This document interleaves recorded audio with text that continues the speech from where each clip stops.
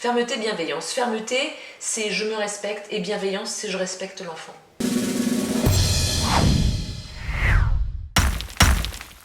Bienvenue dans cet épisode consacré à la discipline positive. Je suis avec Chantal Bourges, Bonsoir. formatrice certifiée en discipline positive. Chantal, est-ce que tu peux te présenter et nous présenter la discipline positive? Je suis donc moi-même formatrice depuis 5 ans. Je suis rentrée dans la discipline positive aux États-Unis lorsque nous y habitions et j'étais formée là-bas.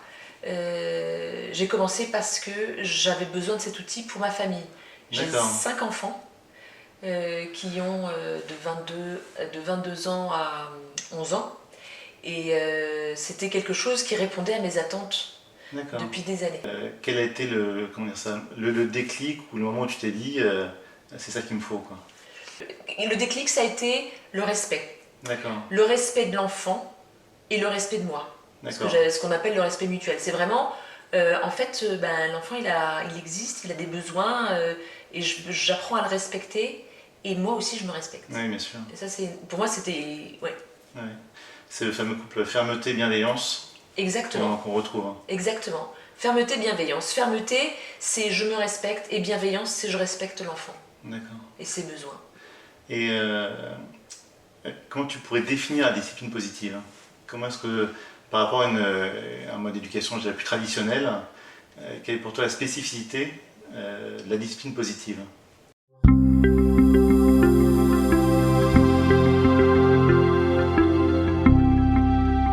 Je dirais que la discipline positive, c'est une démarche, donc c'est une approche, une démarche dans laquelle on va être à l'écoute des besoins de l'enfant, mais aussi, donc, comme je disais tout à l'heure, de nos propres besoins, on se respecte, et on va aller chercher, derrière les comportements de l'enfant, on va chercher les besoins cachés. D'accord. Derrière tout comportement qu'on appellera inapproprié, il y a un besoin. Et quel est ce besoin caché? Quel est cet objectif mirage? Qu'est-ce qui se passe derrière? Et ça, c'est vraiment la spécificité de notre démarche.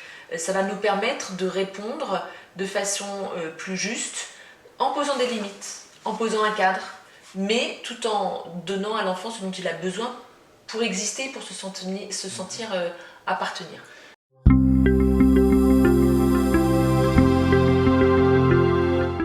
Moi, j'avais vu il y a une quinzaine d'années de ça une sorte de flash, c'était dans un journal info sur la discipline positive, où on disait une méthode pédagogique sans punition. Et moi, je me souviens à l'époque, je me suis dit, mais c'est impossible de ne pas punir, en fait. Parce que je pense qu'en fait, on lie inconsciemment la fermeté et la punition. Oui. Et concrètement, en fait, comment on fait? Parce que souvent, on voit dans la discipline positive, c'est l'idée que la punition finalement a des conséquences négatives.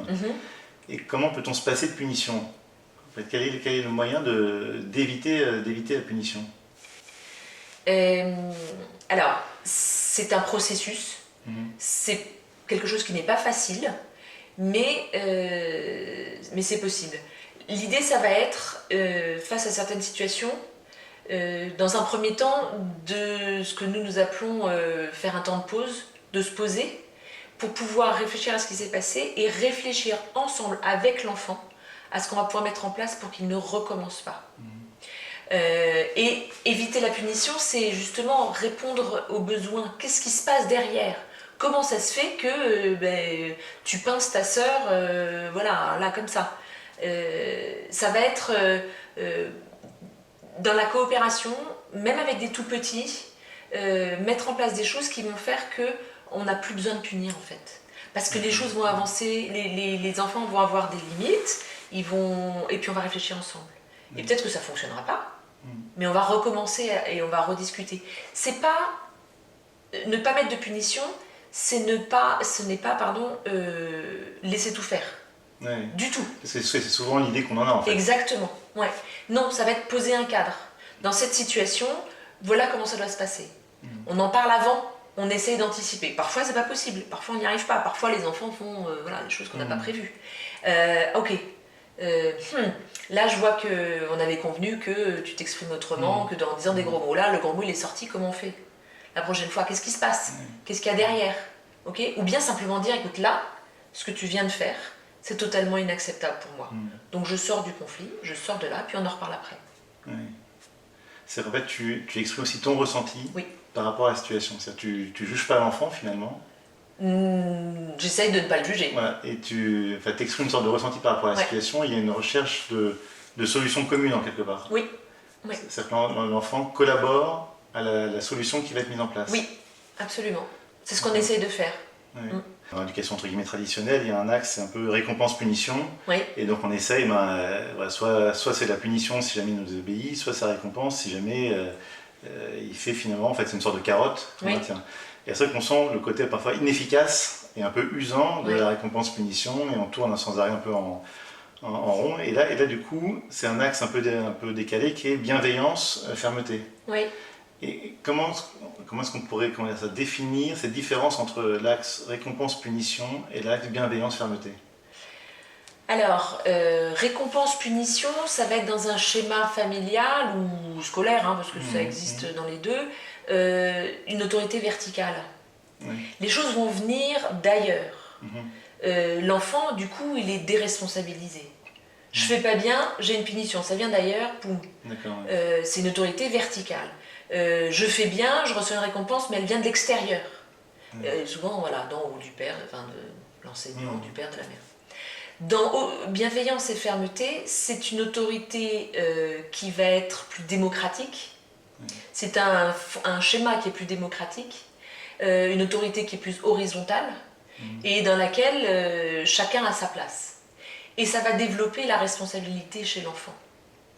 Parce qu'en fait, il va faire les choses parce qu'il a intégré que c'était bon pour lui, ou pour le fonctionnement du groupe, et non pas parce qu'il craint une punition, ou non pas parce qu'il attend une récompense.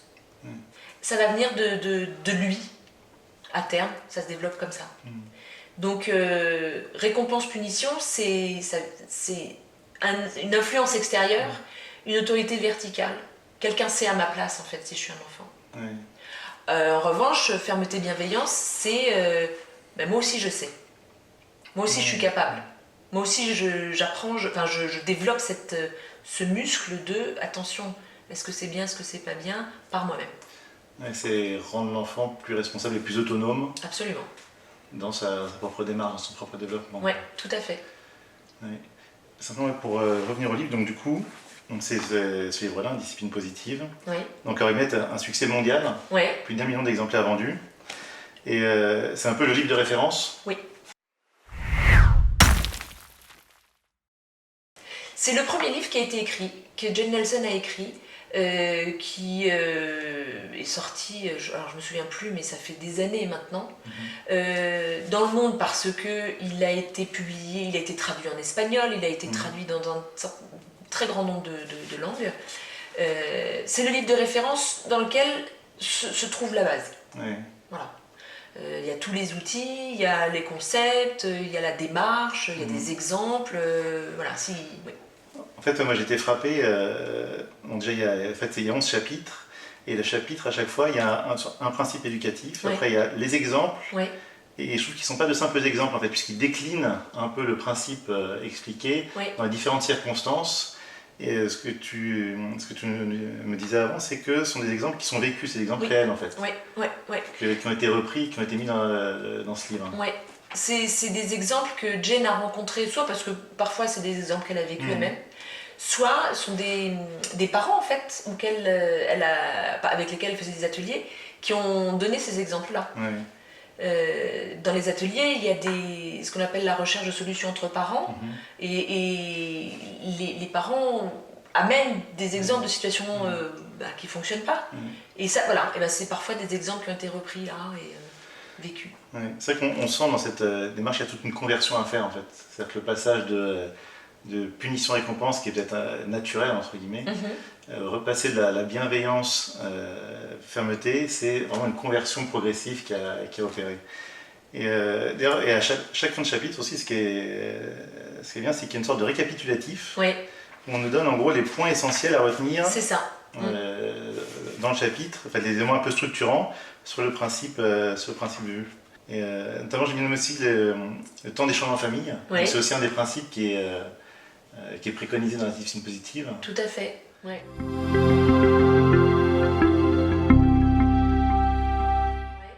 C'est un moment qui est programmé, qui est prévu entre les personnes qui sont présentes dans la famille, au cours duquel on va d'abord, premièrement, commencer par se faire du bien.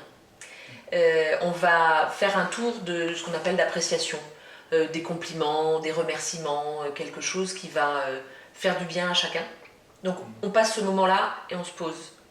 Et puis après, lorsqu'on a l'habitude de ce processus, on va réfléchir dans la famille, en groupe, à une situation difficile et essayer de voir comment trouver une solution qui convienne à tout le monde. Donc c'est la deuxième partie, c'est la recherche de solutions. Ça peut être un des enfants qui justement n'arrive pas à faire son travail tout simplement et qui a besoin d'aide et qui demande des solutions au reste. Ou bien ça peut être maman qui est exaspérée parce que c'est toujours elle qui vide le lave-vaisselle, j'en sais rien, ou qui débarrasse ou qui fait la vaisselle, voilà. Ok, cette situation ne nous convient pas, comment faire ensemble, qu'est-ce qu'on peut trouver comme solution ensemble? Et d'ailleurs, ce qui est étonnant, je trouve, dans les exemples, c'est qu'on voit que les enfants ont plein d'imagination pour les solutions, et que souvent, c'est eux, finalement, qui trouvent la solution qui remporte le consensus, et qui, du coup, sont motivés à la mettre en place. Exactement, absolument. Ils sont acteurs. Ils ont le sentiment d'appartenir au groupe, parce qu'ils participent, ils coopèrent, ils collaborent, ils apportent quelque chose. Et ça, c'est un des principes fondamentaux qui a été mis en avant par Alfred Adler, qui est à l'origine de la discipline positive, c'est ce sentiment d'appartenance. Et dans le temps d'échange en famille, justement, chacun a sa place, et ils apportent une idée, et là, c'est génial. C'est quelque chose qui intéresse ou qui semble convenir à tout le monde. Ils ont un sentiment d'appartenance qui les nourrit, quoi. Bien sûr. C'est pas des instructions qui viennent d'en haut, et finalement, ils ont participé à l'élaboration de cette espèce de code familial. Exactement. Et quand on réfléchit à notre fonctionnement d'adulte, dans combien de situations on se trouve et on réalise qu'en fait la règle elle a été établie par quelqu'un d'autre, puis dans le fond, bon, moi ça m'intéresse pas trop, j'ai pas très envie de la respecter ou de m'y plier. Alors que lorsque je fais partie du processus de décision, là beaucoup plus. Je suis impliquée dedans. Les enfants, c'est exactement ça. Et c'est les enfants en fait dès le plus jeune âge finalement. Oui, très tôt on peut. Très tôt, très vite, ils peuvent... vers 4-5 ans, ils vont commencer à avoir des idées. Et, ou bien on peut les amener à réfléchir, mais très vite ça peut venir. C'est étonnant. Et j'ai remarqué aussi que le côté fermeté, justement, c'est qu'une fois que la décision est prise dans le temps d'échange familial, on s'y tient. C'est-à-dire qu'il y a, sinon, il y a une sorte de fermeté entre guillemets, un peu impérative pour montrer que la décision est prise et elle est d'une certaine manière irrévocable. Oui. Alors, ça va être... on préconise de faire le temps d'échange en famille une fois par semaine. Donc l'idée, c'est que pendant la semaine, on a trouvé cette solution-là. On a décidé, nous avons tous ensemble décidé que le lave-vaisselle serait vidé à tour de rôle par un tel. Donc la règle, elle est posée, c'est clair. On a fait un tableau. Du coup, soutien. Regarde, s'il y a un enfant qui veut pas, qui a oublié, simplement lui montrer le tableau, lui dire, tu te souviens de ce qu'on avait décidé ensemble? Et on le met en place. Après, ça vient naturellement. Après, il peut arriver que des solutions ne conviennent pas. Et qu'au bout d'une semaine, on revienne dessus en se disant, ah non, là, ça marche pas. Le roulement, ça marche pas parce que on a oublié que la grande sœur avait son cours de danse, ou bien ce jour-là, ou bien que papa était en voyage et que du coup, il n'a pas pu vider le lave-vaisselle. Bon, je ne sais pas. Mais c'est pendant le temps de la semaine, la décision commune fait loi, et il n'y a pas besoin de grands discours, et on ramène au tableau, on ramène à la décision, au livre sur lequel on l'avait noté, par exemple, je ne sais pas. Mais si ça ne fonctionne pas, à ce moment-là, on peut remettre ça à l'ordre du jour et dire, bon, voilà, je me rends compte que... En fait, c'est un peu le pouls de la vie familiale. Oui. C'est du coup une décision commune, une décision auquel tout le monde fait corps, autour des décisions qui sont prises à l'intérieur.